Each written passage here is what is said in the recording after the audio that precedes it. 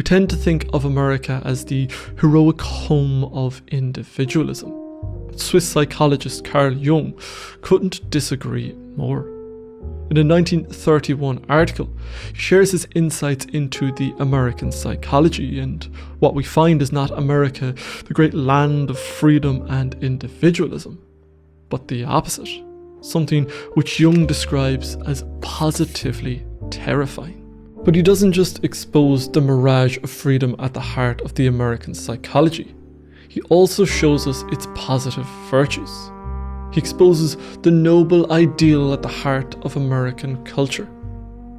Though it's almost a century old, Jung's account is hauntingly reminiscent of American culture a century later.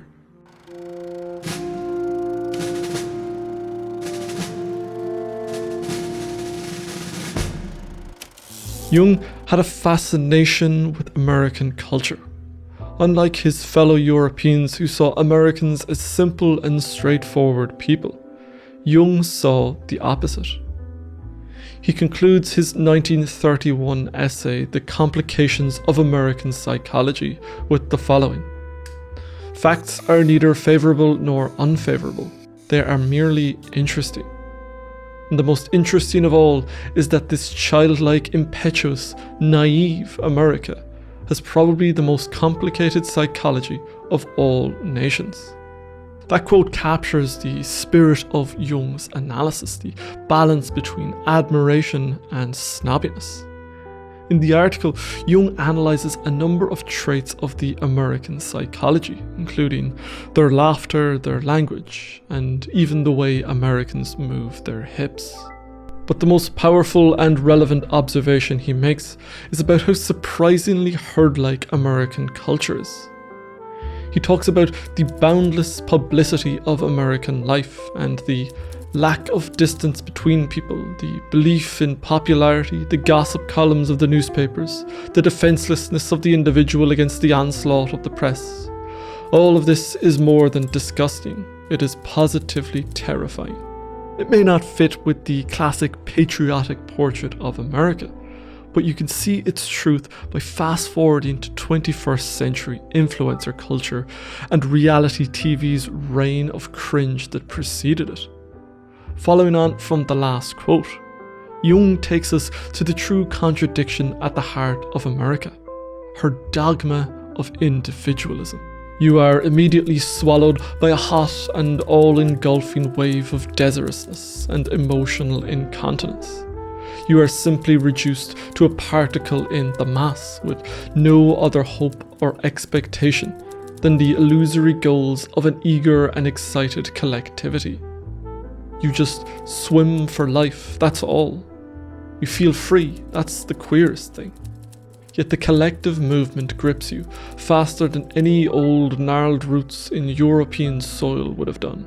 Jung is touching on something important that I think it's worth unpacking a bit. You feel free, he tells us, and isn't that America to a T? You feel free, but the collective movement grips you. There's something haunting in this. America is like the stereotypical goth, expressing their nonconformity by wearing all black and getting piercings and paling their skin. The supposed act of individual rebellion against the mob is itself a cliched example of herd mentality. Our brave new world of algorithmic feeds and its offspring culture seduces us with this illusion of free choice and individual expression, but creates an army of carbon copies as mass-produced as the goods they are promoting. Our exhausted attention leaves us with little tolerance for novelty, something moviegoers are all too familiar with. The 21st century is a monoculture of freedom. The similarities between Jung's account and the 21st century continues. He writes, "There is a peculiar lack of restraint about the emotions of an American collectivity. You see it in the eagerness and in the hustle of everyday life, in all sorts of enthusiasms, in orgiastic sectarian outbursts, in the violence of public admiration and opprobrium.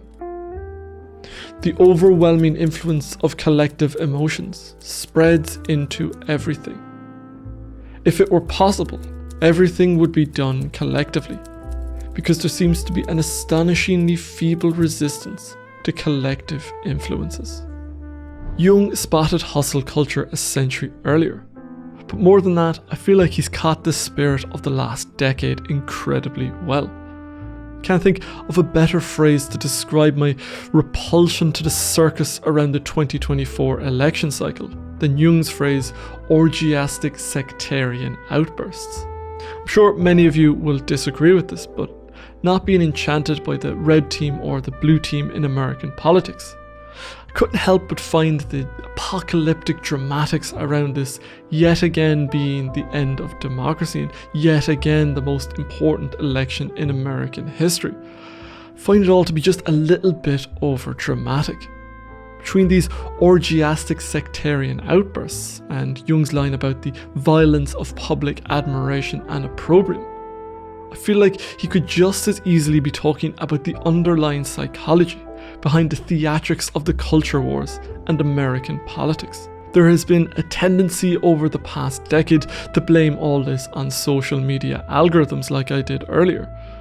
But I believe the algorithms are just amplifiers, and what they're amplifying might not be universal human nature, but perhaps the peculiar American psychology that Jung put his finger on a century ago.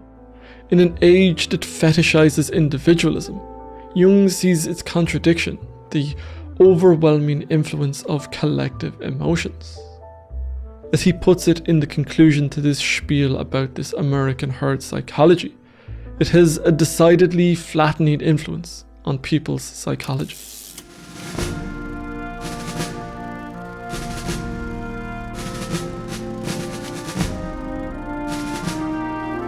But it's not all negative.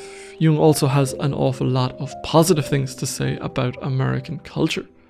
In particular, he talks about the core ideal of America. In Jung's mind, every great country has its collective attitude. Once again, he is dismissive of his fellow Europeans who reduce the American collective attitude to the gold god money. But, he writes, America is not as simple as that. Of course, there is any amount of ordinary materialism in America as everywhere else, but also a most admirable idealism, which hardly finds its equal anywhere else. This admirable idealism is the true core of the American spirit for Jung, and the name he puts in it is the heroic ideal. Your most idealistic effort is concerned with bringing out the best in every man. And when you find a good man, you naturally support him and push him on, until at last he is liable to collapse from sheer exertion, success, and triumph. This greatness, he says, is cultivated in every family. It's cultivated in American schools where every child is trained to be brave, courageous, efficient, and a good sport. A hero, in short. It's in its workplaces where the whole system anxiously tries to get the best man into the best place. And of course, it's in the movies, which abound with heroes of every description. And after talking about the popular adoration of great people in America, no matter their field of greatness, he concludes the picture of the American ideal by saying that America is perhaps the only country where greatness is unrestricted, because it expresses the most fundamental hopes, desires, ambitions, and convictions of the nation. It's a fitting description of America that isn't exactly contradictory of his other point, but fits neatly within it. We begin to see an America obsessed with popularity and gossip is also obsessed with greatness. The heroic ideal isn't the opposite of the American herd psychology, but its crowning glory.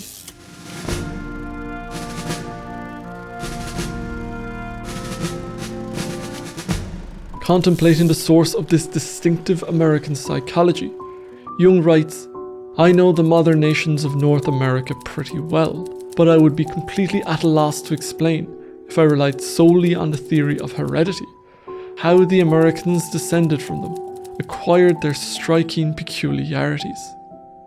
Instead of being a European culture, Jung finds the roots of American psychology in three places: the American landscape itself, the Native Americans, and African Americans. He starts by citing a paper by the father of American anthropology, Franz, whose students included Ruth Benedict, Edward Sapir, and Margaret Mead. He references Boas's study of American skulls, in which the anthropologists claimed that they were becoming more and more like Native American skulls as the generations passed.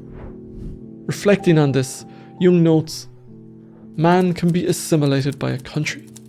There is an aura and a quality in the air and in the soil of a country which slowly permeate and assimilate him to the type of the aboriginal inhabitant, even to the point of slightly remodeling his physical features." But this external similarity is, as Jung puts it, feeble in comparison with the less visible but all the more intense influence on the mind.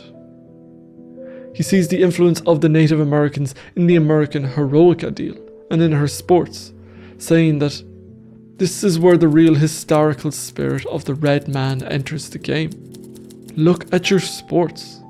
They are the toughest, the most reckless, and the most efficient in the world. He even sees it in the American tendency to make skyscrapers. Have you ever compared the skyline of New York or any great American city with that of a pueblo like Taos? And did you see how the houses pile up to the towers towards the center? Without conscious imitation, the American unconsciously fills out the spectral outline of the red man's mind and temperament. This all sounds like some innocent, folksy stereotyping, like talking about the luck of the Irish or the politeness of Canadians. But it begins to get very, very cringy. However weird it is when he's talking about Native Americans, takes a sharp left turn into racist uncle territory when he talks about African Americans.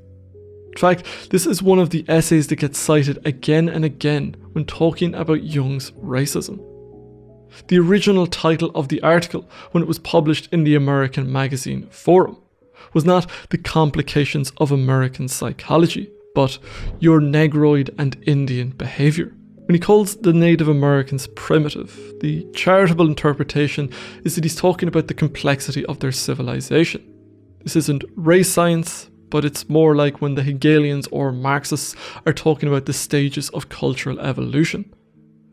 But when he talks about African Americans, that defense goes out the window. Especially when he writes things like the following in reference to Black Americans. "What is more contagious than to live side by side with a rather primitive people?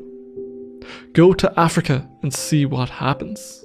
When it is so obvious that you stumble over it, you call it going black." Suffice to say, it gets a bit weird. If you're living in the near future and would like a deep dive into Jung's racism in this article and the rest of his works, you can check out this video. Or maybe you'd like to know why Jung hated philosophers, in which case you can check out this video. For now though, that's everything for this episode. I want to thank David Pilabosian, Sasha Canton, Thomas, and all the other patrons for their support. I shall see you next time. Thank you for watching.